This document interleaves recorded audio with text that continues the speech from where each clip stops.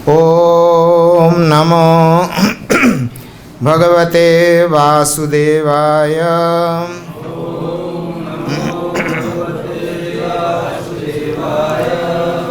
ओम नमो भगवते वासुदेवाय।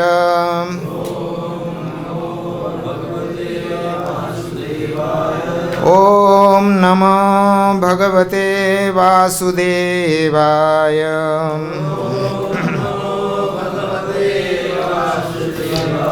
नारायणं नमस्कृत्य नरं चैव नरोत्तमं देवीं सरस्वतीं व्यासं ततो जयमुदीरयेत्। नष्टप्रायेषु भद्रेषु नित्यं भागवत सेवया भगवती उत्तम श्लोके भक्तिर्भवति नैष्ठिकी। आज हम श्रीमद् भगवद गीता के प्रथम अध्याय का कुरुक्षेत्र के युद्ध स्थल में सैन्य निरीक्षण शीर्षक श्लोक संख्या 19 पाठ करेंगे।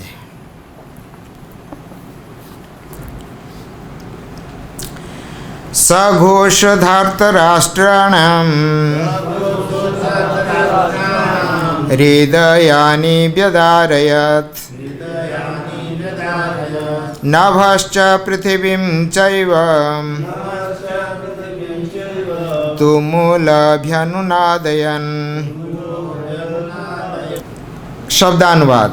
सह उस, घोषः शब्द ने, धार्तराष्ट्राणाम धृतराष्ट्र के पुत्रों के, हृदयानि हृदयों को, व्यदारयत विदीर्ण कर दिया, नभः आकाश, च भी पृथ्वीं पृथ्वी तल को, च भी एवं निश्चय ही, तुमुलः कोलाहलपूर्ण, अभ्यनुनादयन प्रतिध्वनि करता, प्रतिध्वनित करता, शब्दायमान करता। अनुवाद एवं भावार्थ श्रील भक्ति वेदांत स्वामी प्रभुपाद जी के द्वारा अनुवाद। इन विभिन्न शंखों की ध्वनि कोलाहलपूर्ण बन गई, जो आकाश तथा पृथ्वी को शब्दायमान करती हुई धृतराष्ट्र के पुत्रों के हृदयों को विदीर्ण करने लगी। तात्पर्य: जब भीष्म तथा दुर्योधन के पक्ष के अन्य वीरों ने अपने अपने शंख बजाए तो पांडव के हृदय विदीर्ण नहीं हुए। ऐसे ही घटनाओं का वर्णन नहीं मिलता, किंतु इस विशिष्ट श्लोक में कहा गया है कि पांडव पक्ष के शंखनाद से धृतराष्ट्र के पुत्रों के हृदय विदीर्ण हो गए। इसका कारण स्वयं पांडव और भगवान कृष्ण में उनका विश्वास है। परमेश्वर की शरण ग्रहण करने वाले को किसी प्रकार का भय नहीं रह जाता, चाहे वो कितने ही विपत्ति में क्यों ना हो।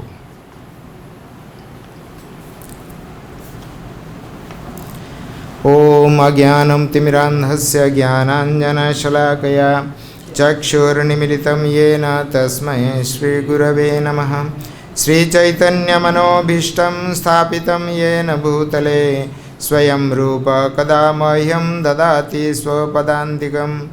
वन्देऽहं श्रीगुरोः श्रीयुतपदकमलं श्रीगुरुन् वैष्णवांश्च। श्रीरूपं साग्रजातं सहगण रघुनाथान्वितं तं सजीवं साद्वैतं सावधूतं परिजनसहितं कृष्णचैतन्यदेवं श्रीराधाकृष्णपादान् सहगण ललिता श्रीविशाखान्वितांश्च।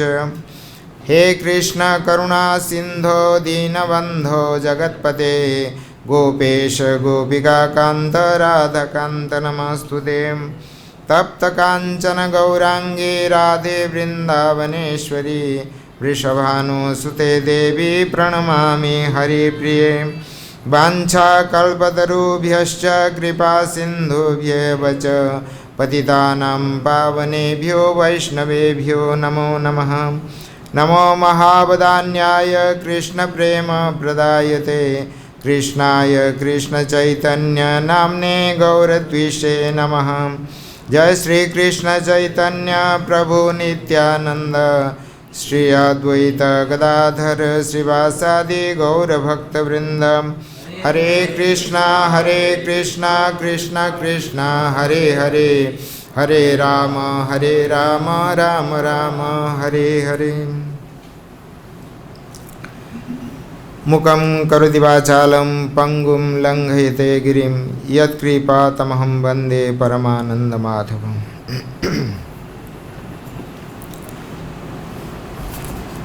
सघोषधार्तराष्ट्राणां हृदयानि व्यदारयत् नभश्च पृथिवीं चैव तुमुलभ्यनुनादयन्। इन विभिन्न शंखों की ध्वनि कोलाहलपूर्ण बन गई जो आकाश तथा पृथ्वी को शब्दायमान करती हुई धृतराष्ट्र के पुत्र के हृदयों को विदीर्ण करने लगी। तो कुरुक्षेत्र प्रांगण में जो उभय सेनाओं का बीच में जो संघर्ष चल रहा है तो उसका वर्णन किस प्रकार हो रहा है ये हमारे ये गीता में इसका वर्णन अभी प्रगति पर है। तो आज जो श्लोक है तो कल जो श्लोक था अनंत विजयम राजा कुंतीपुत्र युधिष्ठिर नकुल सहदेवश्च सुगश मणिपुष्पको काश्य च परमश्वास शिखंडी च महारथ धृष्टद्युम्न विराटश्च सात्यकी च पराजित द्रुपद द्रौपदेयाश्च सर्वश पृथ्वीपते सौभद्रश्च महाबाहु शंख दद्मु पृथक पृथक। इसका वर्णन हम सुन चुके हैं। तो उस प्रकार उभय सेना का जो शंख भेरी इत्यादि जो प्रारंभिक युद्ध प्रारंभिक वाद्य ये सब बज चुके हैं। जब कौरव पक्ष के सेनापति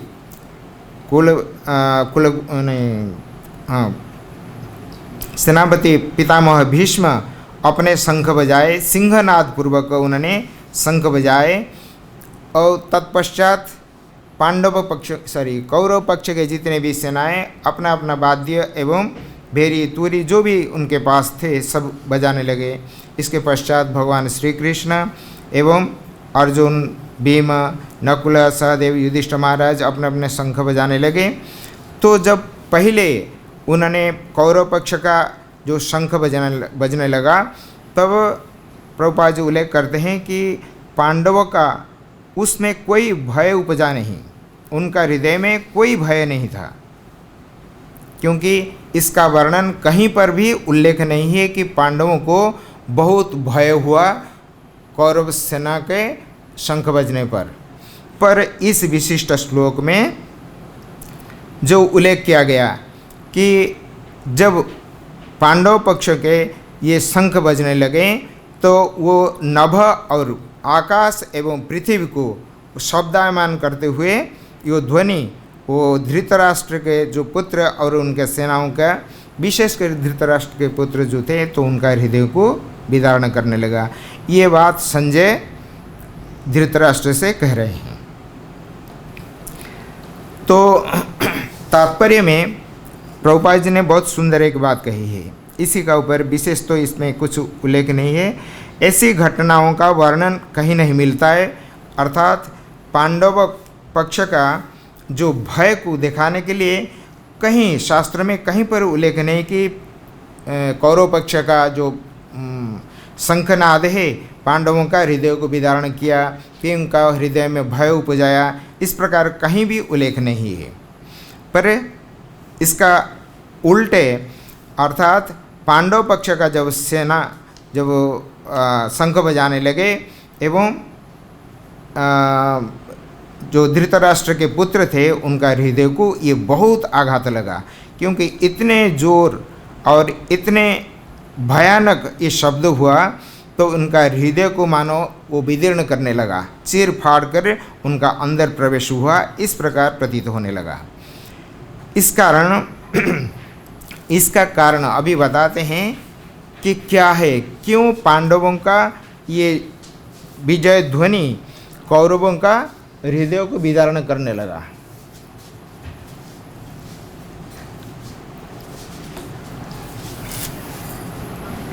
क्यों विदारण करने लगा?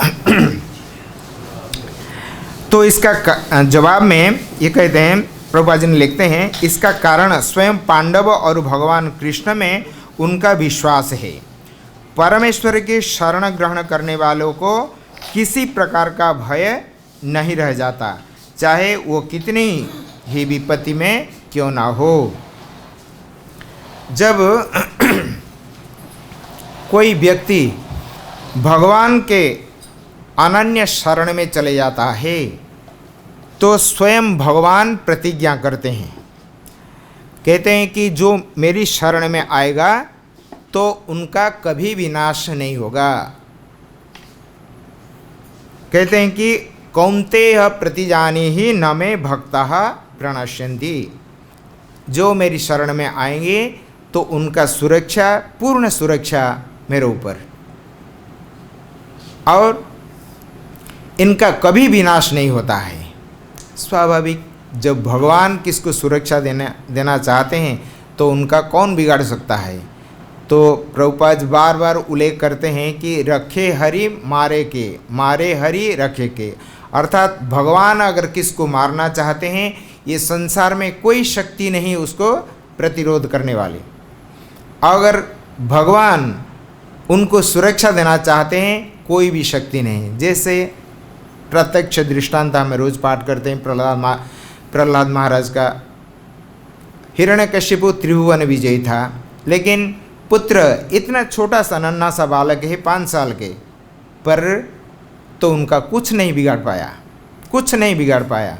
जब पर्वत का शिखरों से उनको फेंक दिया गया तो उनको कुछ नहीं है। पूछा गया, तुझे जब पर्वत से नीचे गिरा दिया गया तो कैसे, तुम कैसे जिंदा रह गए हो? ने कहा, मुझे तो कुछ पता नहीं है, मैं तो रुई का ढेर का ऊपर जैसे ऐसे ही आकर बैठ गया और मैं भगवान का गोद में बैठा हुआ मुझे महसूस हुआ। तो भगवान इस प्रकार अपने भक्तों को सुरक्षा प्रदान करते हैं।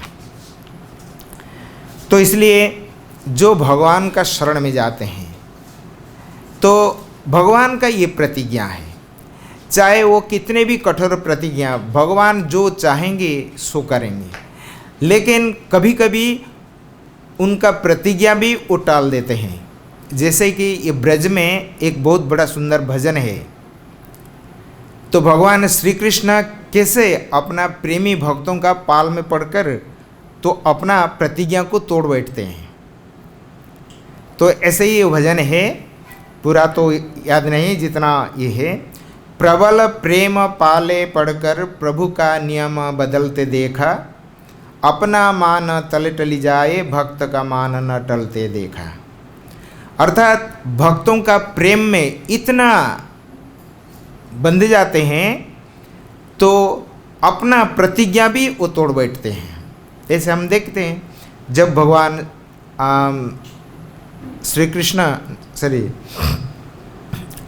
भगवान श्री कृष्ण के पास दुर्योधन एवं अर्जुन जाकर पहुँचे तो दुर्योधन ने मांग लिया और अर्जुन भी मांग लिया।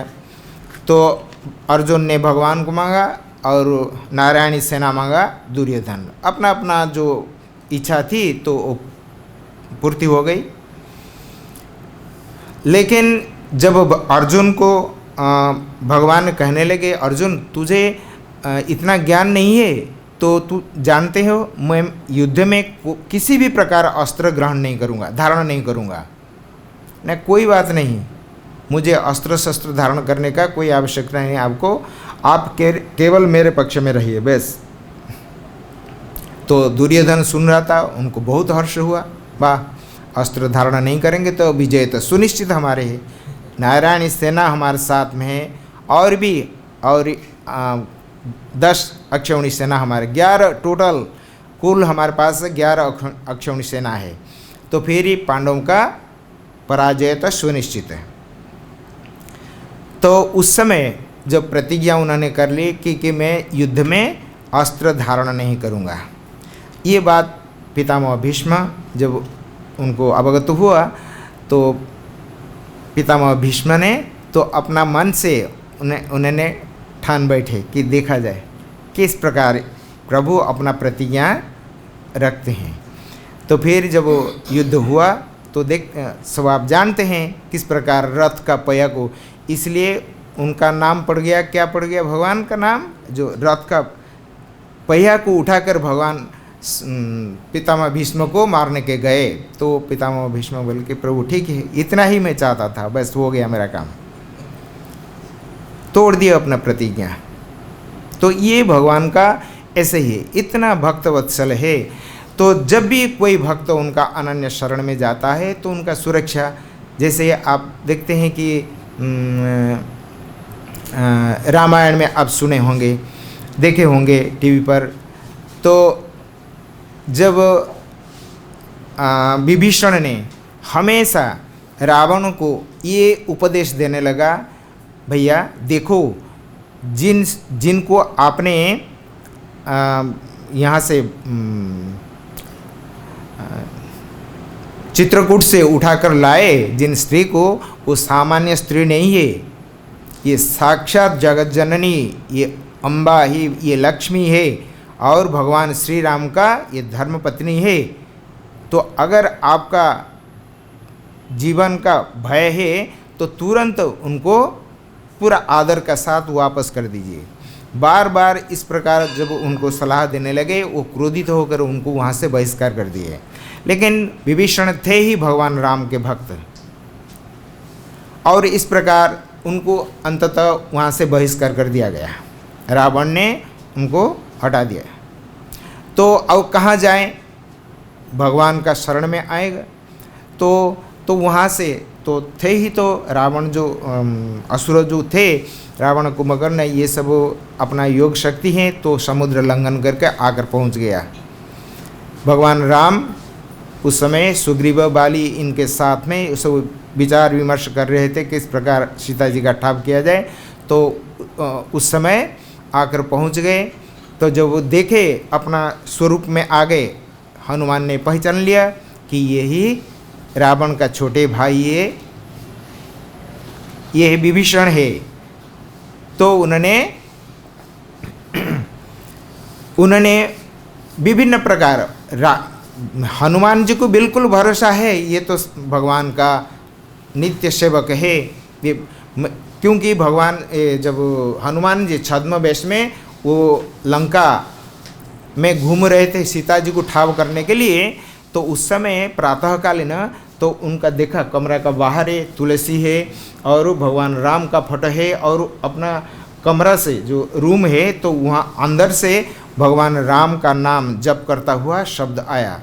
तो उन्होंने क्या लंका में इस प्रकार राम नाम, तो फिर उन्होंने थोड़ा देर रुके, तो फिर वो बाहर जो आए तो उनसे परिचय मांगे, तो फिर साक्षात्कार हुआ। तो उन्होंने सारे भेद बताए, विभीषण ने ऐसे ऐसे काम करो, यहाँ अशोक वाटिका में माता जी है तो सुरक्षित है, आप जाकर उनके दर्शन करो और जो भी मिलना है बोलना है तो बोलो।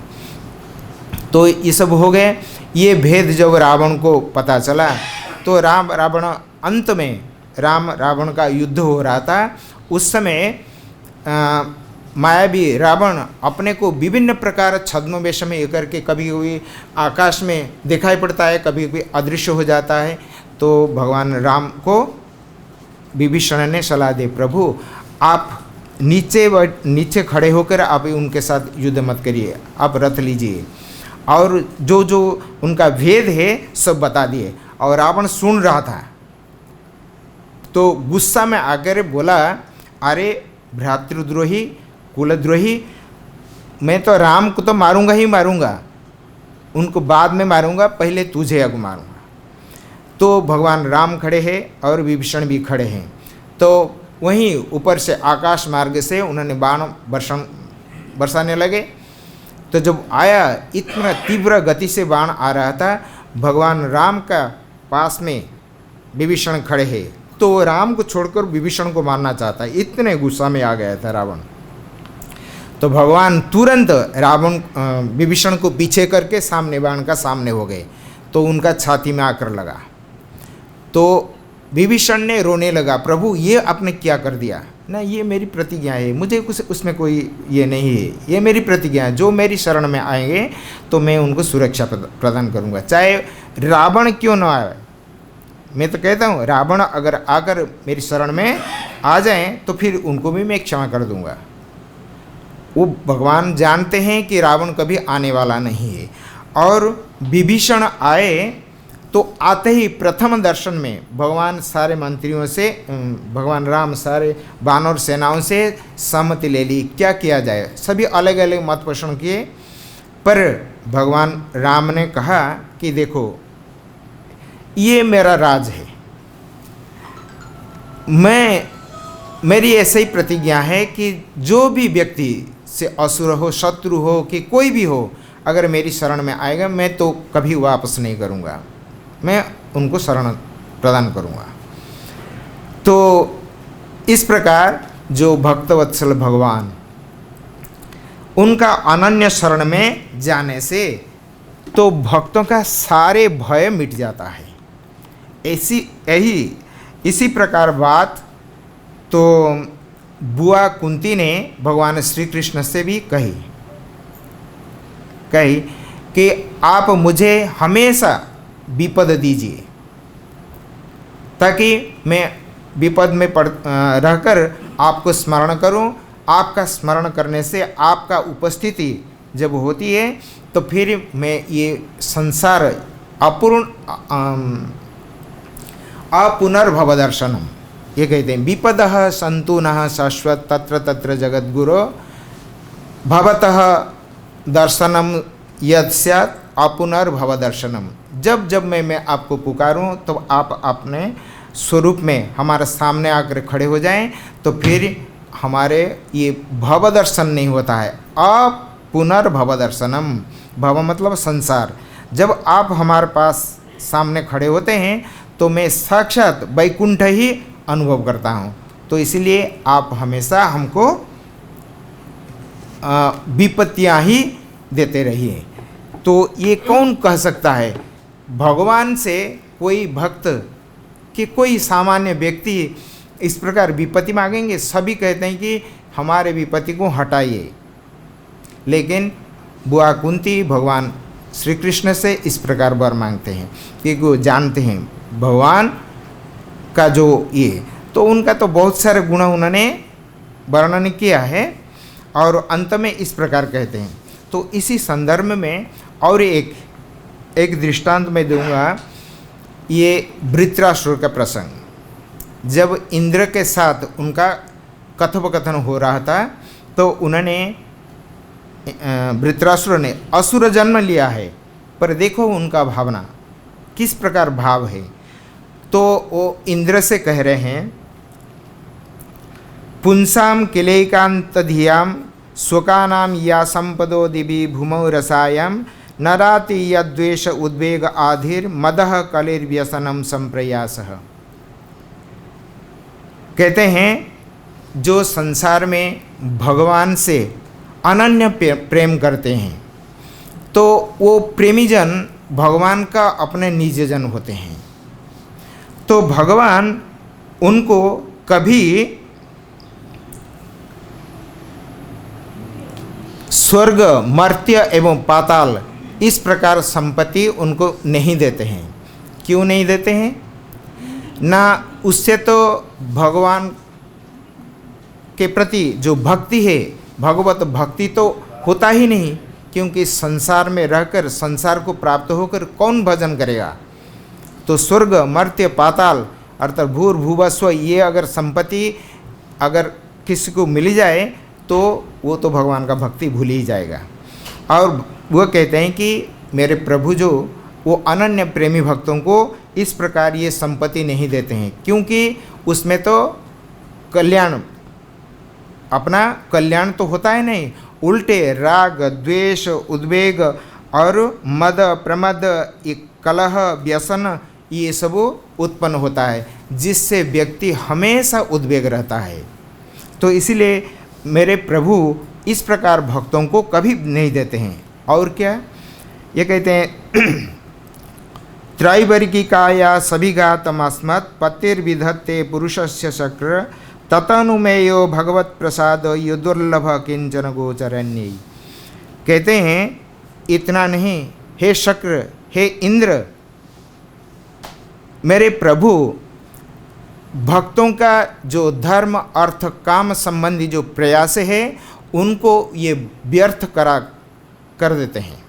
कर देते हैं। उनका मन में धर्म अर्थ काम के प्रति कोई लोभ, लिप्सा व आग्रह नहीं रहता है। तो क्यों ना, इससे आप अंदाज लगाइए, जो भक्तजनों को धर्म अर्थ काम का जो प्रयास को वो व्यर्थ करा देते हैं, तो उससे हमको अंदाज़ा लगाना पड़ता है कि भगवान का जो अनुकंपा है, दया है हमारे प्रति कितने है। ततनुमेयो भगवत प्रसादो, उससे हम अंदाज़ा अनुमान लगा सकते हैं कि ये हमारे प्रति भगवान का विशेष अनुकंपा है। और ये तो सभी को प्राप्त नहीं होते हैं। दुर्लभ अकिंचन गोचरण्य, ये सभी के लिए नहीं है। जो अकिंचन भक्त है उन्हीं को ही भगवान इस प्रकार ये देते हैं कि जिससे उनका भगवत भक्ति मार्ग में बाधा न आवे। और ये सब जन्म, ऐश्वर्य, श्रुत, श्री, ये सब भक्ति मार्ग में प्रतिबंधक है। ये चारों जन्मैश्वर्य, श्रुत, श्री भी एधमान मदह पुमान नैवहार तुम विदा तुम वै तुम अकिंचन गोचरम, वही अकिंचन का ही है।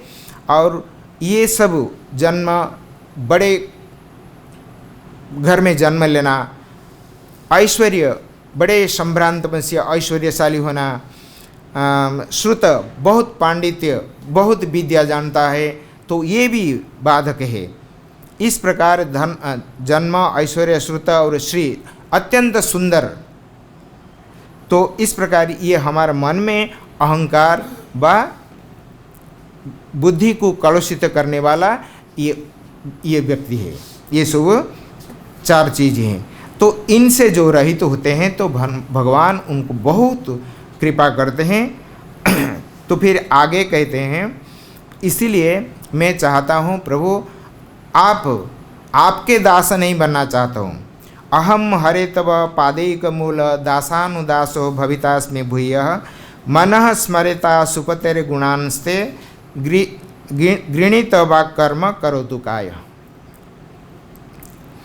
कहते हैं प्रभु आप मुझे, आपका जो अनन्य प्रेमी भक्त है तो उनका दास का दास बना दीजिए, ताकि मैं उनके अनुगत्य में, तो उनका अधीन में रहकर मैं मन, वाणी एवं शरीर के द्वारा आपका, मन से आपका ही चिंतन करूं, और वाणी से जब भी बोलूं तो आपके ही लीलाओं कथा का वर्णन करूं, और शरीर के द्वारा मैं आपका सेवा ही हमेशा करता रहूं। मुझे इसी प्रकार भक्तों के साथ जन्म दीजिए। और भी है, लेकिन अंत में वो कहते हैं बहुत सुंदर, ध्यान देखिए। कहते हैं ममोत्तम श्लोक जनेषु सख्यम संसार चक्रे भ्रमतः स्वकर्मभिः त्वन्माययात्म जदार गेहे स्वासक्त भक्ति त्वन्मायया आत्म जदार गेहे स्वासक्त चित्तस्य न भूय नाथ। कहते हैं प्रभु मेरे कर्मवशात मुझे कहीं भी, किसी भी योनि में आप डाल दीजिए, किसी भी योनि में मुझे डाल दीजिए। मुझे मुक्ति नहीं चाहिए, मोक्ष नहीं चाहिए, आप मुझे किसी भी योनि में डाल दीजिए। लेकिन एक बात आपका चरण में मेरी विनती है कि आप अपना जो भक्त है, अनन्य प्रेमी भक्त है, तो उन्हीं के संग में मुझे जन्म दीजिए ताकि आपका गुणगान कर सकें। और आपके माया के द्वारा जो आत्मा देह गेह और पुत्र कलत्र इत्यादि में बंधन में बंधे हुए हैं, उनका संग कदापि ना दीजिए। त्वन मायया आत्मा जदार गेहे स्वासक्त चितस्य, जो लोग इस प्रकार आत्मा देह गेह के द्वारा आसक्त है, उनके संग ननाथ भूयात, कदापि मुझे ना दीजिए।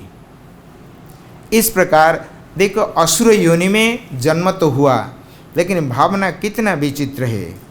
ये इंद्र भगवान का भक्त है, उनका मानो एक मंत्रिमंडल का एक प्रधान विशिष्ट कैबिनेट मंत्री है, तो उनसे ये कह रहे हैं, ये वृत्र कह रहे हैं, तो इससे प्रतीत होता है तो कोई भी योनि में कोई भी भगवान के भक्ति करने के लिए वो समर्थ है।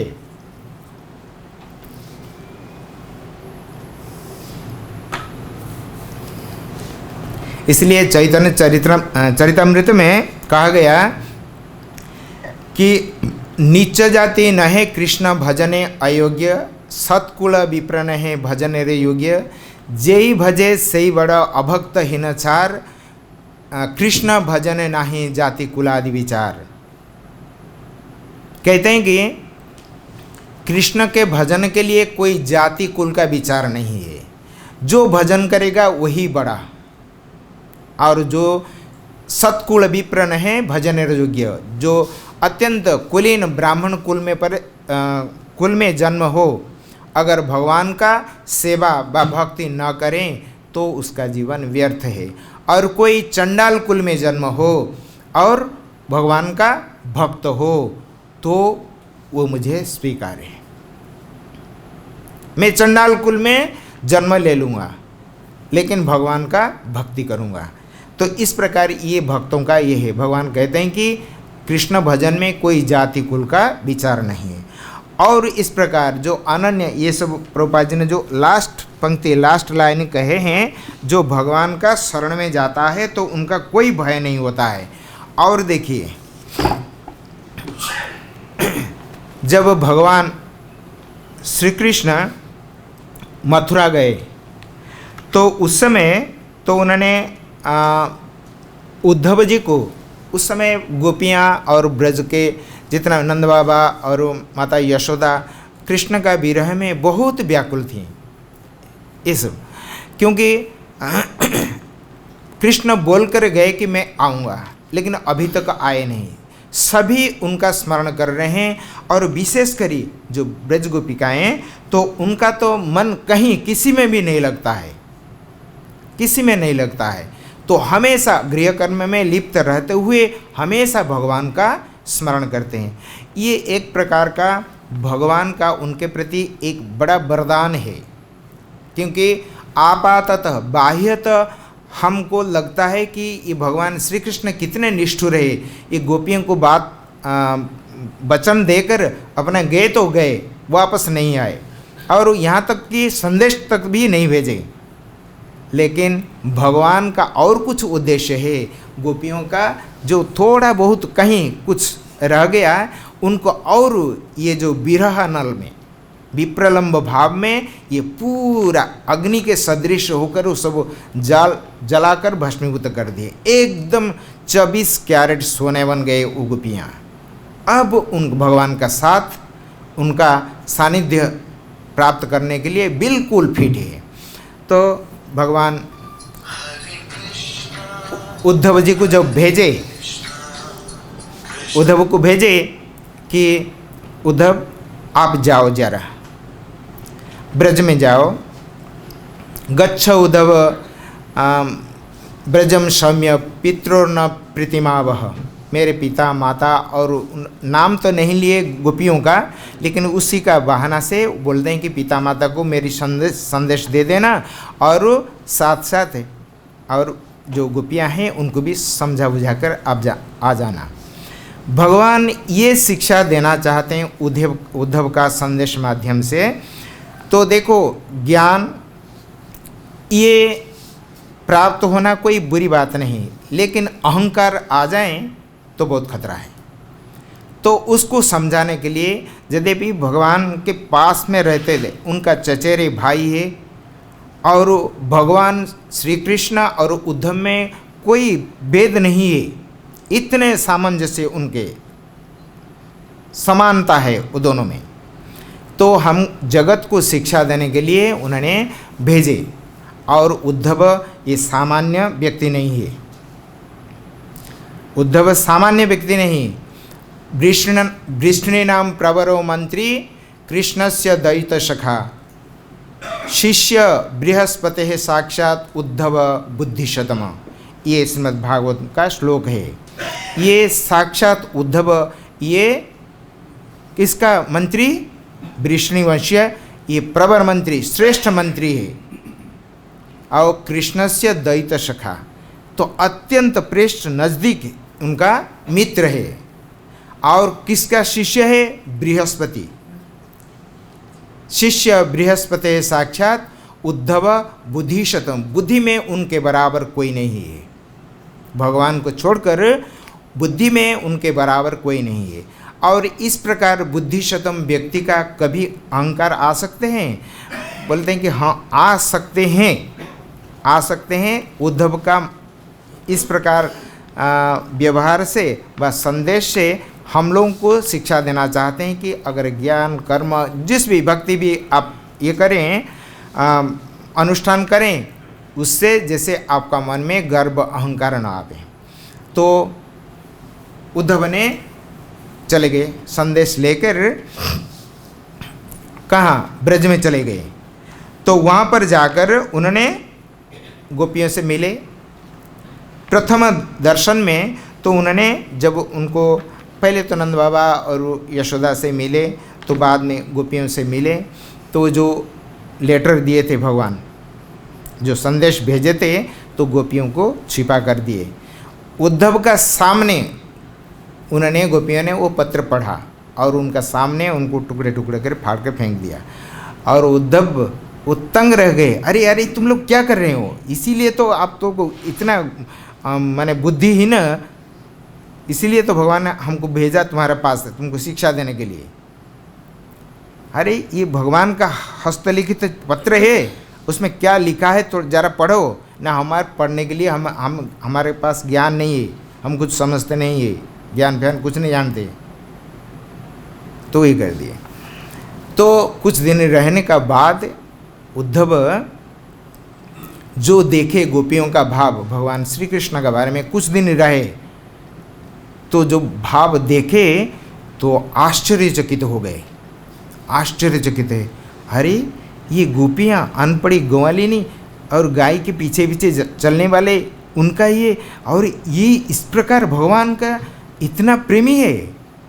तो उसको वो उद्धव जी बता रहे हैं, कहते हैं इतः परम तनुभृतो भुवि गोपवध्वः गोविंद एव निखिलात्मनिरूढ़ भावाः वाञ्छन्ति यद् भवभियो मुनयो वयं च किं ब्रह्म जन्मभिरनंत कथारसस्य।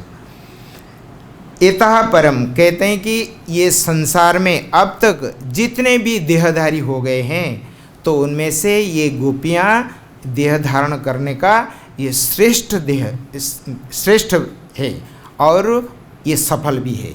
उनका देह धारण करना सफल है और श्रेष्ठ भी है। क्यों? ये कहते हैं गोविंद एव निखिलात्मनि रूढ़ भाव। भगवान श्री कृष्ण का जो प्रेममयी महाभाव में ये लोग स्थित हो गए, ये गोपियाँ इस महाभाव में स्थित हो गए। जिन महाभाव स्थिति को प्राप्त करने के लिए बड़े बड़े मुनि ऋषि तरसते हैं। कहते हैं वयम च, उद्धव जी स्वयं कहते हैं, वांछन्ति यद भवभियो, ये संसार भय से मुक्त होने के लिए इनका यही उसी भगवान का वही परम भाव को प्राप्त होने के लिए जो इच्छा करते हैं। तो हम लोग को जिसको चाहते हैं, ये भी मुनि ऋषि भी उसी को चाहते हैं। तो अंदाज़ा लगाइए गोपियों का भाव किस प्रकार है। वो कहते हैं कि गोविंद एव निखिलात्मनिरूढ़ भाव, महाभाव को प्राप्त हो चुके हैं ये गोपियाँ। इतना नहीं, और क्या है, और देखिए कहते हैं क्वे मा स्त्रियो वनचरेर व्यभिचार दुष्टा कृष्णे क्वचैष परमात्मनिरूढ़ भाव नन्मेश्वरनुभजतो अभिदूष अपि साक्षात श्रेय तनोत्य अगदराज इव प्रयुक्त। कहते हैं क्वेमा स्त्रियो वनचरीर व्यभिचार दुष्टा, ये ग्वालिनी, ये जो अनपढ़ गंवारी, ये ग्वालिनी कहाँ इनका स्थिति और कहाँ परमात्मा सच्चिदानंद स्वरूप भगवान श्री कृष्ण, इनमें इनका अटल अटल प्रेम भक्ति। और उसको देखकर उद्धव आश्चर्यचकित होते हैं। एक प्रकार तो गोपियों का निंदा इन सेंस ये इसी प्रकार कहना चाहते हैं, उनका उत्कर्ष को दिखाना चाहते हैं गोपियों का। कहते हैं कि ये अनपढ़ है और उनका भाव को देखो किस प्रकार सच्चिदानंद, जो मुनि ऋषि युग युग तपस्या करके जिनका नख का अग्रभाग को प्राप्त व दर्शन नहीं हो पाता है, ये इनको रूढ़ भाव को धारण कर चुके हैं।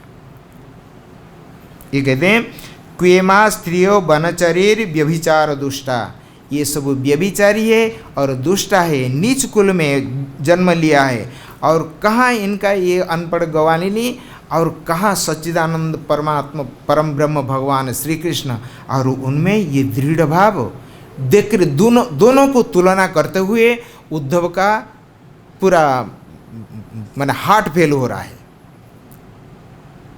इतना कैसे इनको सामंजस्य बैठा है, मुझे समझ में नहीं आता है, इनको क्या समझाऊं। और कृष्ण ने मुझे भेजा तो क्या समझाऊं। एक तो उनका इतना ऊंची स्थिति है और एक तरफ से इस प्रकार व्यवहार करते हैं। ये मेरे सामने ही इनका हस्तलिखित पत्र को, संदेश को उन्होंने फाड़ डाला। तो क्वेमा स्त्रियो वनचरीर व्यभिचार दुष्टा कृष्णे क्वचैष परमात्मनिरूढ़ भाव। कहते हैं नानो ईश्वर अनुभजतो अभिदूषोपि साक्षात श्रेय तनोत्य अगदराज इव प्रयुक्त।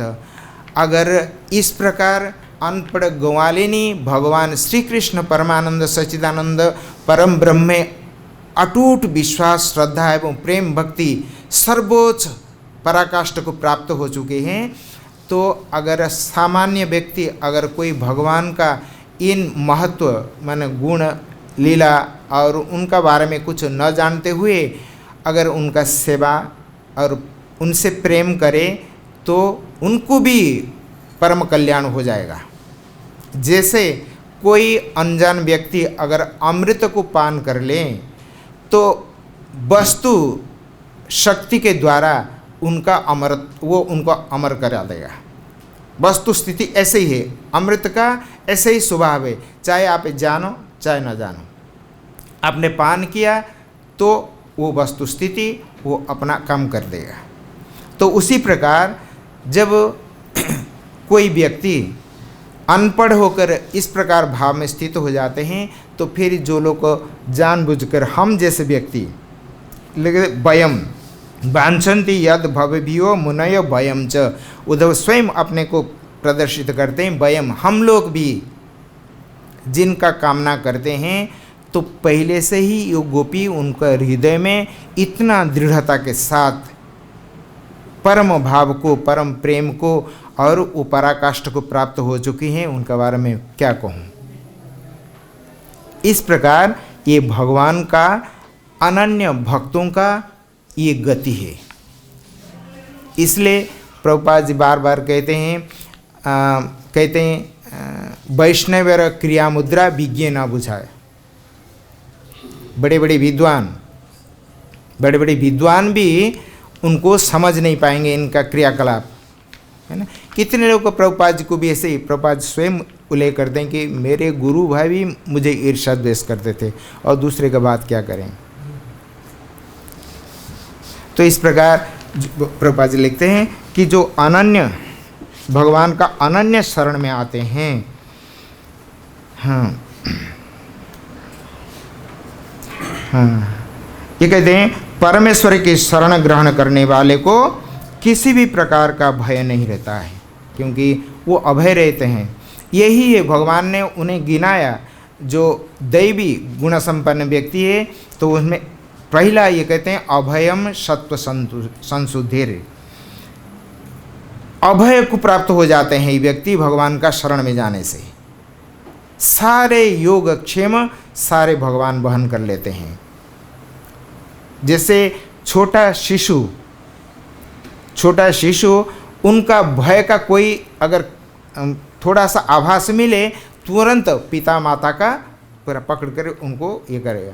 तो पिता माता जब तक है उनके पास, उनका कोई किसी का आवश्यकता नहीं है। उसी प्रकार जब भक्त भगवान का अनन्य शरण में चले जाते हैं तो प्रभु का यही नियम है, अपना मान सम्मान को वो कोई बेखातिर कर देते हैं, परवाह नहीं करते हैं। मुझे लोग क्या कहेंगे उसके लिए वो परवाह नहीं करते, लेकिन भक्तों का ख्याल बहुत रखते हैं। मेरे भक्त का बदनाम न हो, उनका जो प्रतिज्ञा है अगर भंग हो जाए मेरे नाम में ही कलंक आएगा। तो इसीलिए भगवान उनको सभी प्रकार से सुरक्षा प्रदान करते हैं। हरे कृष्ण।